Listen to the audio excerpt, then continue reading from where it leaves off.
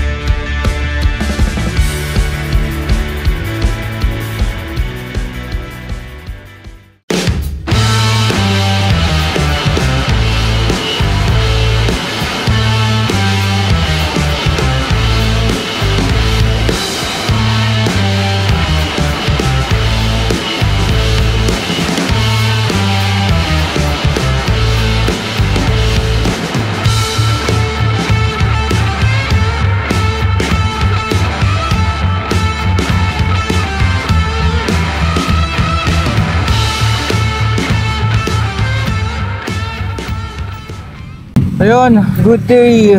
It's a midnight na, 12:30 na kakwento. So, babiyahe ngayon ng aking mga bagong kasama.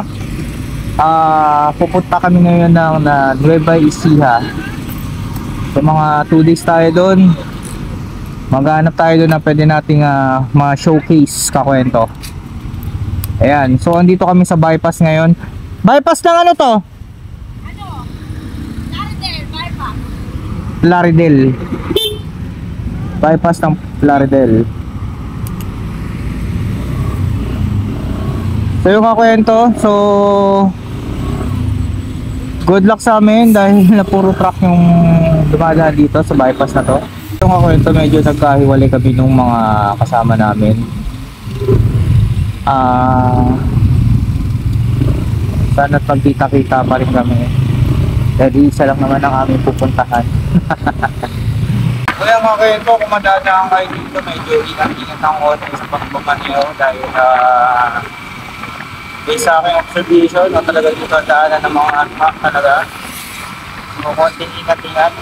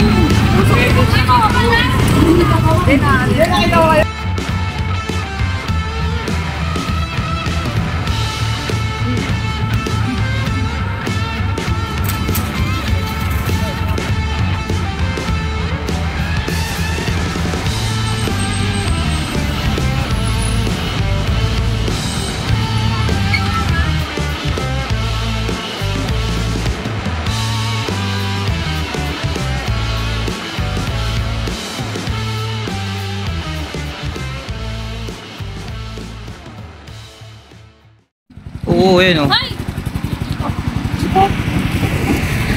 Video to eh.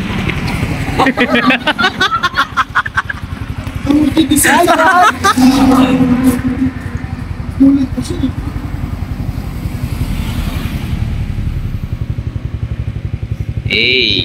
Ito, andito na kami sa Gapan. Stop over muna kami dito. Grabe. Grabe yung lamig. Sobra. So, ang oras is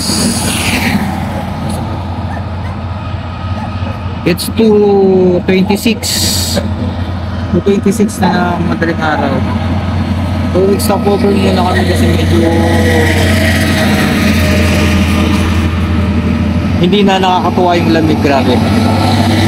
Tapos straight po yung daan, medyo truck nga na talaga yung kalaban namin, pero halos wala kami kasama sa daan. So dire-diretso yung banat namin, ayun lang kami huminto. So yun, grabe yung lamig ko kwento. Sabay yung hangin, yung pinaka-klima ng lugar. Ayan. So as of this time kilometers na po kami from dun sa location. Okay. So meron pa kaming 33 kilometers. So magkukonsume siya ng sinasabi na 38 minutes. From dito sa pwesto namin hanggang dun sa mismong location natin. Medyo malayo kami. So yun, days pa ng lamig pa. Yung ako kwento, samahan nyo pa rin kami sa biyahe natin. So nasa loob na kami ng Nueva Ecija. So napaka-goods. Solid yung daan. Spring path. So yung konting ingat na lang ako kwento. Kasi halos mga kasabayan nyo na dito yung mga truck talaga. Ayan. So, keep on tuning pa rin dyan ang kwento. So, subaybayan nyo pa rin hanggang makarating kami dito sa location namin. So, 2:30 na. Okay. Tingnan ko kwento.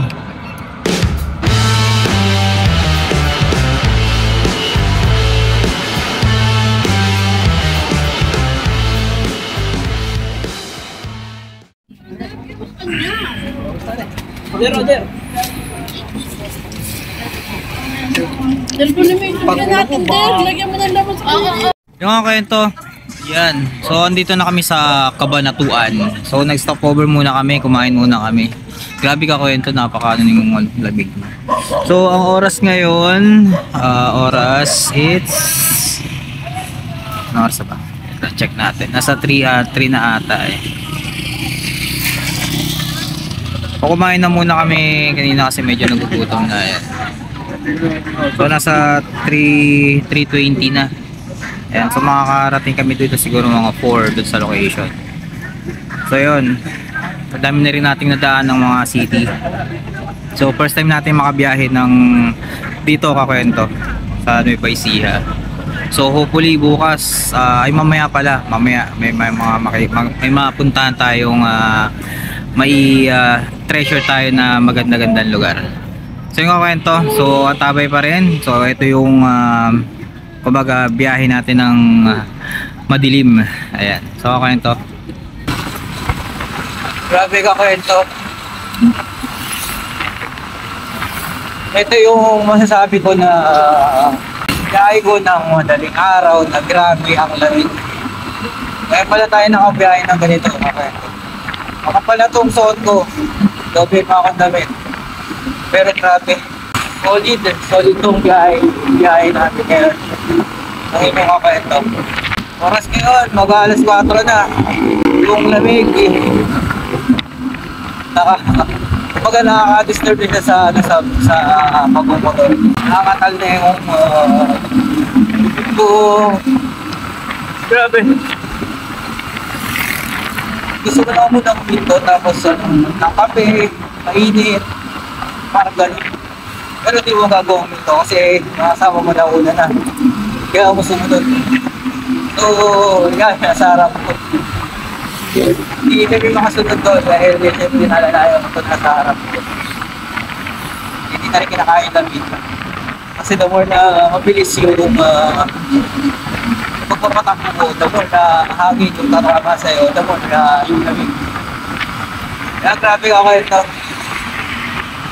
Woo! Nueva Ecija. Solid! Solid ang lamig! Grabe. So, pabiyahin na tayo. Almost 4 hours na rin. So, nakailang stopover na.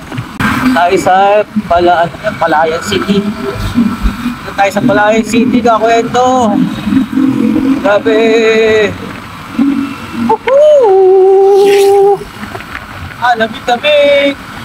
Nakakwento. So, subukan na natin bilisan para makahabol. Pero grabe. Grabe yung natin lamig. Matudoble na. Hey! Hey!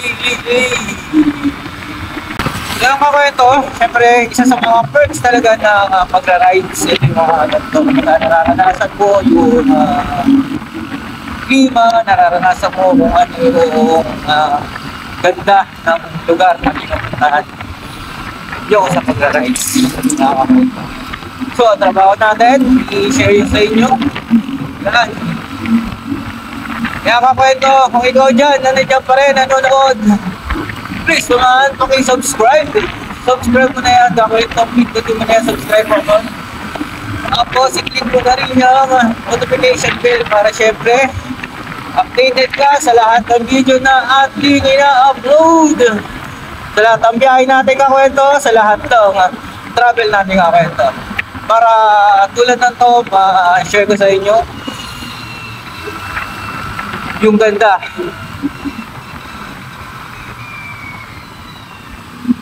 Yung ganda.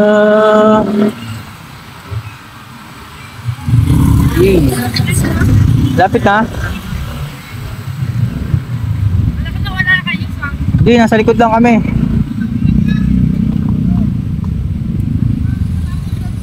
Saan tayo?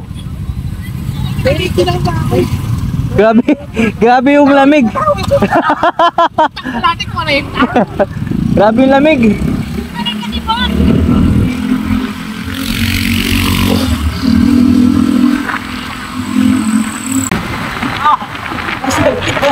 Grabe! May pumalo na sa amin ang kwento. Kala mo talaga iba yung lamig. Sobra. Ng freezer ng rep. Ganun. Woohoo! Hey! Napakaganda dito ang kwento. Solid. Hindi na natin ma-capture yung maganda na dahil siyempre, madaling araw na. Pero kahit madaling araw yun na napakaganda ang kwento. Solidify. Hey! Woohoo! Dito tayo sa Palayas.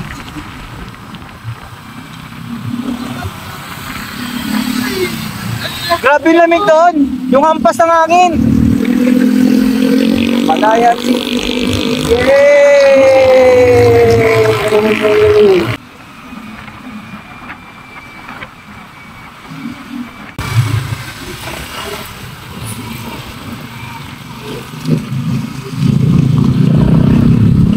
Alright, kakwento, malapit na kami dun sa bahay namin tutuluyan ngayong gabi. Ngayong madaling araw pala. So kakwento, luckily talaga na merong makakato na merong bahay sa mga probinsya, mga malalayang lugar para kasi at least merong kayong kumbaga yung pinaka staff over nyo or doon kayo tutuloy tapos maghahanap na lang kayo ng place para doon mag-enjoy, maligo, magdagat, mag-falls, yan, mga ganon. So meron tayong kasama na taga rito, so very lucky tayo na meron ganon kasi nakarating tayo ng Ecija. Baga di tayo mahihirapan na maganapan na matutuluyan.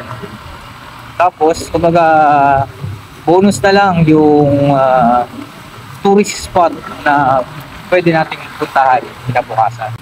So we're here, I think. Hey.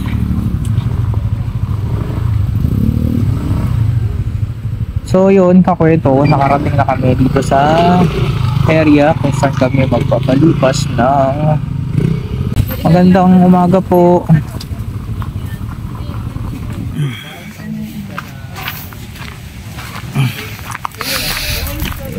Good morning kakwento.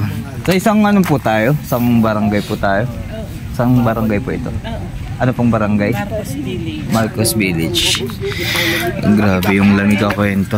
Dito kami sa Marcos Village, Nueva Ecija. Hey, good morning. Hi. Si Nanay, ano mo? Sama mo sa vlog. Na yan, si Nanay. Baka di tayo kumita niya na.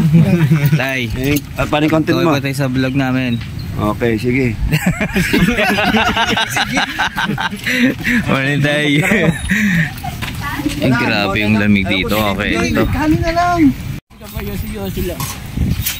Hindi mo nakita, no? Wala. Ang galing unggoy, no? Malaki yun. Wala pa kayong mga sumumog. Yung siya agad pinanyo. Kaya kayo, kakakitigan. Ano siya, typical na probinsya, pero ang ano lang, parang yung tao na mga sa loob pa ng bahay. Siyempre, like sa Maynila, mga gantong oras na sa labas na yung mga tao. Kasi iba talaga yung klima ng kwento, napakalamig, napaka-solid. Naka-arrive kami dito kagabi, mga 4:30, ganyan. Tulog kami mga 5:30, ganyan. So mga ilang oras ng tulog namin, pero solid naman, solid ka kwento. Yun, ngayon na lang uli ako nakakita ng ano. Last kita ko yung sa Bulacan. Ang buhay pa pala yan, yung deep well, may bomba. Shoutout ko lang ang Gokong family na nagpatuloy sa amin dito sa Nueva Ecija. Grabe, napaka-solid ng pag-welcome nyo sa amin. Lalo-lalo na sa inyo, tatay and nanay, sa pag-welcome sa amin sa inyong tahanan. Super thankful kami sa inyo sa pag-welcome nyo sa amin at nakapagpahinga kami ng maayos dito sa Nueva Ecija. Maraming salamat sa inyo, Gokong family. Lalayo pa kayo. Sabi nga, lalayo pa kayo. Hindi, doon na natin, bungkalin natin yan. May poso. Hindi beta dyan. Baka maligo sa dagat ito yung poso.